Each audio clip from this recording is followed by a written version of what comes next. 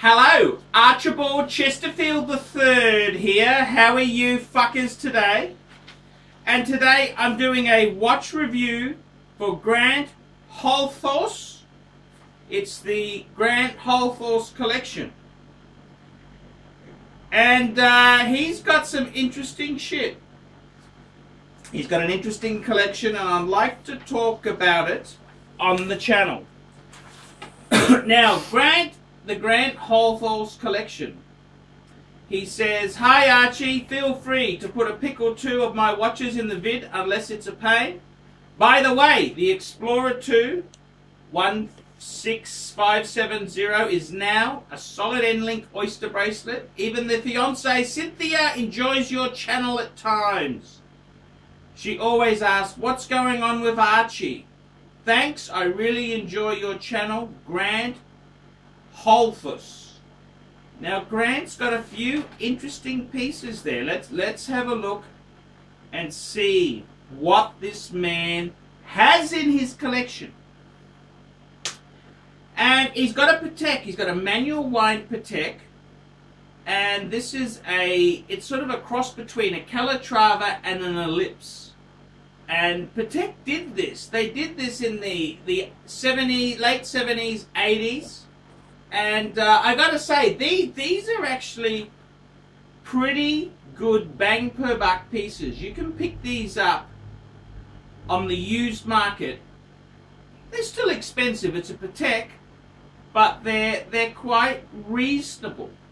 And I must say, the Ellipse itself, the Ellipse was designed. It had that golden ratio. It's what it was based on. And it's kind of aged a little bit, but I've always loved the Ellipse. I actually had two ladies' Ellipses in a previous time. I've had them, and I sold them and made money. So you know you can't go wrong with that. An Ellipse, and you've got it with the Romans, which is from the Calatrava. So that's quite a cool looking watch.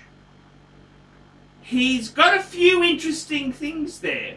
He's also got a Rolex day date on a leather strap and a Submariner, a nice Submariner.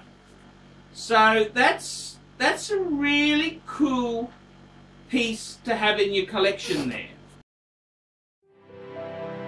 We specialize in the repair of Rolex and Patek Philippe watches. We've been doing the same thing for more than 25 years. We have Rolex technicians certified by Rolex who actually used to work for the company for many years, like if we do in the work at the factory. We completely disassemble the watch and we put it to work like brand new condition. When you get a pre-owned watch, it's like if you're getting a brand new unit. The only difference is the money. Grant goes on to say, he sent me a nice explanation letter. "Hi Archie, I'm looking for some direction with my watch collection. I'm 36, getting married this August, and I'm a middle class making under 50,000 a year in a sales role. I had to fight, scrip and save, often doing without everyday things like lunches and vacations to fund my collecting. Everything was purchased second-hand except for my 1660, that's the Submariner date. Here's my collection. Rolex 16610, steel Submariner date, nice. A blue Rolex Bluesy 16613, great piece. Rolex solid gold 14 karat date, head on a leather strap, nice piece. An 1803 Rolex day date, champagne dial on a leather strap, nice. A 16570 Polar, nice. A 16233, it's a two-tone. Blue Vignette Fact diamond dial.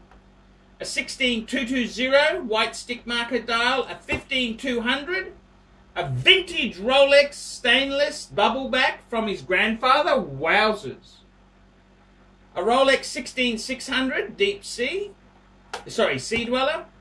Patek Ellipse on a strap. Oh, that's a wedding gift from his wife-to-be. Yes, definite keeper. A Jaeger-LeCoultre Black Dial Reserve de Marche. Omega Speedmaster Schumacher Auto red dial on strap, and Omega Schumacher Auto yellow dial on strap. I'm thinking, how can I consolidate and what should be my next piece? I have learned many things from you regarding the watches. I am a long-time fan and find myself checking your channel at least weekly. I have greased the wheels with a $40 donation and I've sent you some pics. I'm sorry. I'll send you a few pics. Sorry that my photography sucks. Regards, Grant. We specialize here in pre-owned Rolex watches. Rolex watch is a very special timepiece, and we always do the servicing exactly as factory specifications. We buy a pre-owned piece and we put it into brand new condition. We have Rolex certified technicians working on that. We completely disassemble the piece, we adjust and polish and change every single part of the watch. You have to have certified watchmakers that know what they're doing. If you have an expensive car, you're just not going to bring it to any mechanic that doesn't know what they're doing. You spend $5,000, it's like if you put money in the safe deposit box. And 1 or 2 years from now, you will keep having your $5,000. We have to spend a lot of money to get all this equipment together, but makes me feel I'm doing what I'm supposed to do. It's not a question of money, it's my passion. Jewelers on time, simply the best. So what do I think of Grant's collection?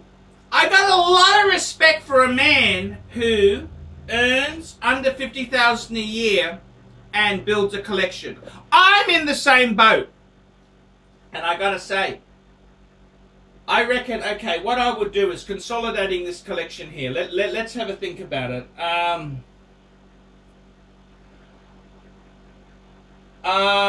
Okay, let's have a look.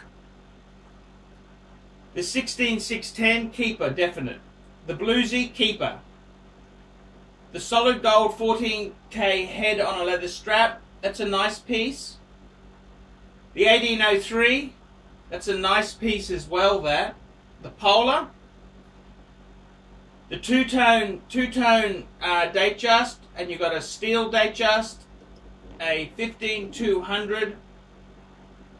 The bubble back, the sea dweller, the ellipse, keep that. The reverso, the Jaeger Ultra black dial reverse. I'd possibly look. The Schumachers, I know they're so cool. Actually, Grant's just told me his name is pronounced Holthaus.